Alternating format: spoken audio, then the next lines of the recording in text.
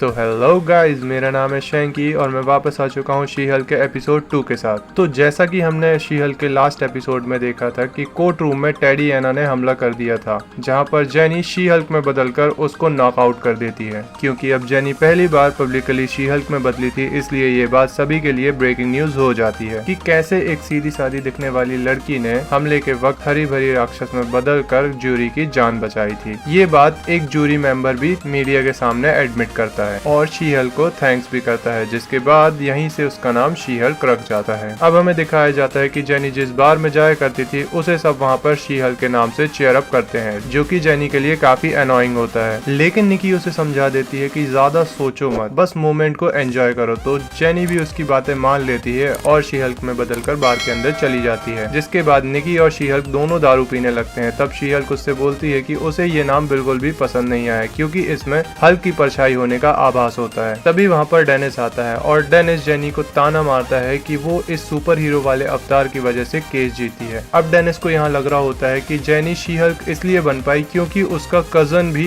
Hulk था, क्योंकि उसे जेनी और रूस के एक्सीडेंट के बारे में कोई भी जानकारी नहीं होती है। अब डेनिस की जलन को जेनी समझ जाती है और उसे रूडली वहाँ से भगा देती है। अब शी हल्क होने की वजह से उसे फ्री में ड्रिंक भी मिलती है, जिसकी वजह से जेनी काफी गुस्से में आ जाती है, क्योंकि जेनी ने सालों मेहनत करके अपनी डिग्री को इसलिए हासिल नहीं किया था कि वो कोई सुपर हीरो बनकर अपनी जिंदगी की बैंड बजा सके, क्योंकि उसके हिसाब से सुपर हीरो बनना एक वेले फालतू और एकदम फ्री इंसान का काम है, जिसके पास बहुत पैसा है और कोई काम नहीं है। एक तरीके से जेनी टोनी, हल्क और हमारे बाकी एवेंजर्स की खिल्ली उड़ा रही होती है। तभी जेनी की बातों से हमें पता चलता है कि वो अपनी लाइफ में कुछ अचीव करना चाहती थी और काफी पैसे कमाना चाहती थी। जेनी निकी से बोलती है कि वो अपनी लाइफ एवेंजर्स में शामिल होकर वेस्ट नहीं करना चाहती, जो कि बिना छुट्टी, बिना पैसे के और बिना ही किसी फायदे के दुनिया की रक्षा करते रहे। तभी निकी के नजरिए से हमें दिखाया जाता है कि उसे शी हल्क काफी ज्यादा हॉट लग रही होती है, जो कि एक तरीके से सच भी होता है। तभी वहाँ पर डी ऑफिसर आते हैं और शी हल्क को जेनी में बदलने के लिए बोलते हैं, पर जैसे ही शी हल्क जेनी में ट्रांसफॉर्म होती है वो बेहोश होकर जमीन पर गिर जाती है, क्योंकि पिछले एपिसोड में हमने देखा था कि हल्क के फॉर्म में होने पर उन पर दारू का कोई असर नहीं होता, लेकिन जैसे ही वो अपने ह्यूमन फॉर्म में आते हैं उनके ऊपर काफी ज्यादा तेज हैंगओवर होता है। अब जेनी जैसे तैसे अपने होश संभालती है और अपनी बॉस की बातें सुनने लगती है, जहाँ पर उसके बॉस उसे थैंक्स बोलते हैं और उसे कॉन्ग्रेचुलेट भी करते हैं केस जीतने के लिए। वहीं दूसरी तरफ GLK-NH कंपनी ने इस केस को नाजायज घोषित कर दिया था, क्योंकि शी हल्क ने जूरी की जान बचाई थी, इस वजह से केस उसके पक्ष में चला गया था। अब जेन के साथ ये हमेशा होता रहेगा, यही रीजन देकर उसके बॉस भी उसे जॉब से निकाल देते हैं। जिसके बाद जेन कई सारे लॉ फॉर्म में अप्लाई करती है, लेकिन उसके शी हल्क होने की वजह से उसे हर जगह से रिजेक्ट कर दिया जाता है।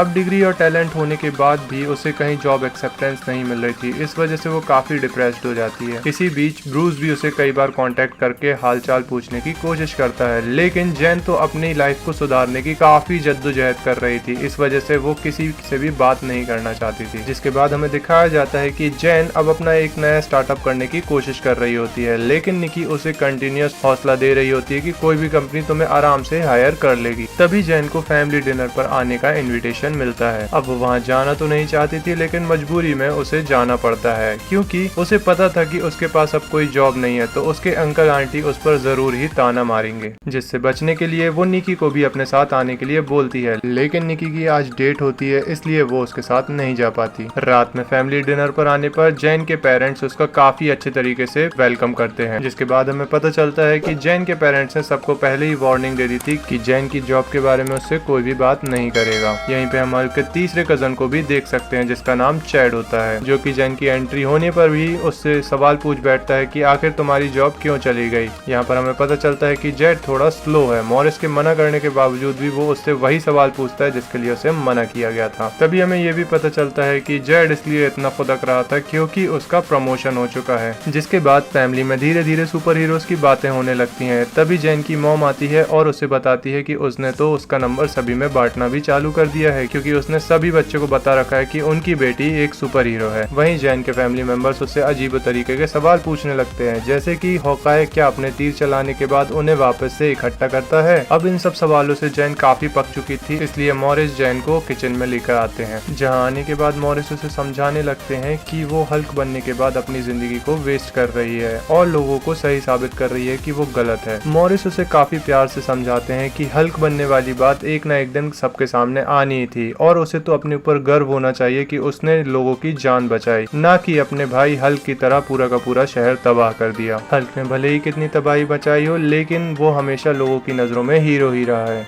ये सब बातों के बाद अब जेनी को काफी ही ज्यादा रिलैक्स फील होता है और उसके सीने से एक बोझ उतर जाता है, लेकिन वहीं उसके ऊपर दूसरा शी हल्क होने की जिम्मेदारी भी आ चुकी होती है।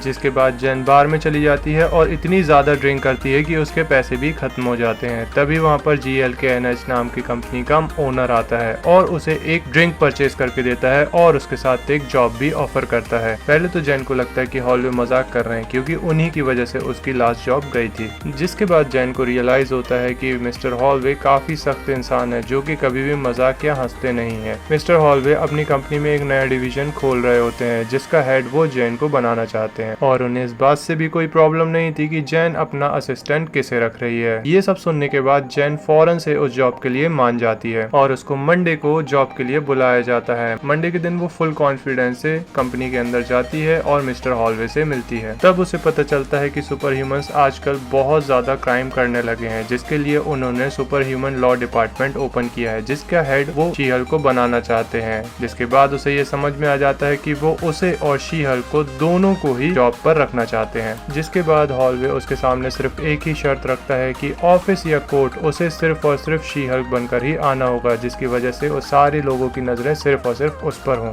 अपने बड़बोलेपन में जेन हॉलवे को बता देती है कि वो एक नास्तिक है। वहीं हम देखते हैं कि जेन अपने इस शानदार से ऑफिस में जाती है जहां पर निकी पहले से ही उसका वेट कर रही होती है। जिसके बाद हमें समझ में आता है कि जेन ने अपने साथ साथ निकी की लाइफ को भी ट्रैक पर ला दिया था। जिसके बाद जेनी से मिलने के लिए कंपनी का एक एम्प्लॉय पग आता है और उसके लिए वेलकम गिफ्ट्स भी लेके आता है। उस गिफ्ट में वो कंपनी का ब्लूप्रिंट और उसके साथ कंपनी का बेस्ट टॉयलेट भी मार्क करके लाता है जो कि काफी अजीब होता है। इन सब नमूनों से मिलने के बाद जेनी मिस्टर हॉलवे से मिलने के लिए जाती है जहाँ पर उसे उसका पहला केस मिलता है जो कि एबोमिनेशन को छुड़ाना होता है। एबोमिनेशन वही इंसान होता है जिसे हमने हल्क की पहली मूवी में देखा था। अगर आपने हल्क की पहली मूवी ना देखी हो जो कि काफी शानदार है, उसका लिंक आपको डिस्क्रिप्शन में मिल जाएगा, आप चाहें तो उसे जाकर चेकआउट भी कर सकते हैं। अब एबोमिनेशन को छुड़ाने की बात सुनकर जेनी के चेहरे का रंग ही उड़ जाता है, लेकिन मिस्टर हॉलवे के अनुसार उसे ये केस लड़ना ही होगा, नहीं तो उसकी ये जॉब भी चली जाएगी, क्योंकि ब्लॉन्स्की भी यही चाहता है कि उसका केस शी हल्क लड़े। जिसके बाद वो मजबूरी में ना चाहते हुए भी ब्लॉन्स्की से मिलने के लिए जेल में जाती है। अब जेल के पास पहुंचते ही उसे एक गार्ड रोक लेता है और उसे बताता है कि वो अंदर सिर्फ और सिर्फ ह्यूमन फॉर्म में ही जा सकती है। फिर वो तुरंत ही ह्यूमन फॉर्म में आ जाती है। जिसके बाद अंदर जाते वक्त वो एक गार्ड से मजाक भी करती है, लेकिन वो गार्ड उसे अजीब सा ही लुक दे देता है। अंदर जाते ही वो देखती है कि ये जेल काफी ज्यादा हाईटेक होती है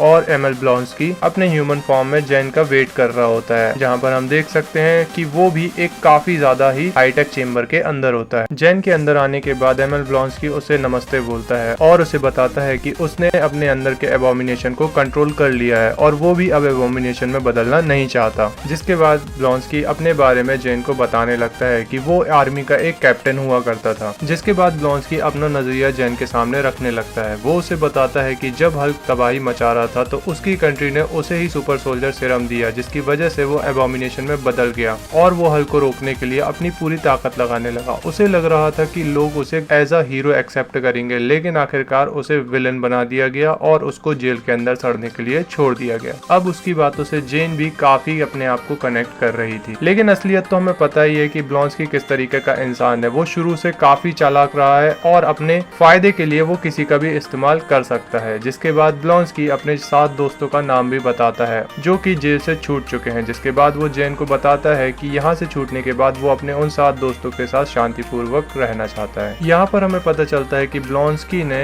जेन को 90% कन्विंस कर ही लिया होता है, लेकिन अभी भी जेन को सोचने के लिए कुछ समय चाहिए होता है, जिसके लिए वो वहाँ से चली जाती है। घर आकर जेन हल्क को फोन लगाती है और उसे अपनी पूरी कहानी बताती है कि कैसे मिस्टर हॉलवे ने उसे एक नई जॉब ऑफर की और उसने एक्सेप्ट कर लिया। जिसके बाद उसे ब्लॉन्स्की का केस लड़ने के लिए मजबूर भी किया जा रहा है। जिसके बाद वो ब्लॉन्स्की से मिलने के लिए भी गई थी। अब वो बिना रुके ये सारी बातें हल्क को बता रही थी कि कहीं हल्क उसे ये केस लड़ने से मना न कर दे, लेकिन हल्क भाई साहब उसे रोकते हैं और उसे समझाते हैं कि मुझे भी लगता है कि ब्लॉन्स्की अब सुधर चुका है, क्योंकि कई सालों पहले उसका एक लेटर मेरे पास आया था जिसमें उसने काफी दिल से मुझसे माफी मांगी थी और मैंने भी उसे काफी दिनों पहले ही माफ कर दिया गया था। जिसके बाद जैन उसे बताती है कि उसका सुपर हीरो नाम शी हल्क है, जिसे सुनकर हल्क काफी हंसता है और हमें दिखाया जाता है कि हल्क आउटर स्पेस में कहीं जा रहा होता है। जिसके बाद जैन दोबारा से फोन मिस्टर हॉलवे को लगाती है और उसे फोन पर बताती है कि वो अबोमिनेशन का केस जरूर लड़ेगी। तभी एक न्यूज टीवी पर आती है जिसमें अबोमिनेशन को डीओडी के रिंग में फाइट करते हुए दिखाया जाता है, जिसे वोंग। जिसके बाद ये एपिसोड यहीं खत्म हो जाता है। तो अगर आपको मेरा एक्सप्लेनेशन अच्छा लगा हो और शी हल्क के आगे के पार्ट भी आपको चाहिए हो तो प्लीज सब्सक्राइब और शेयर मेरे चैनल को जरूर करिएगा।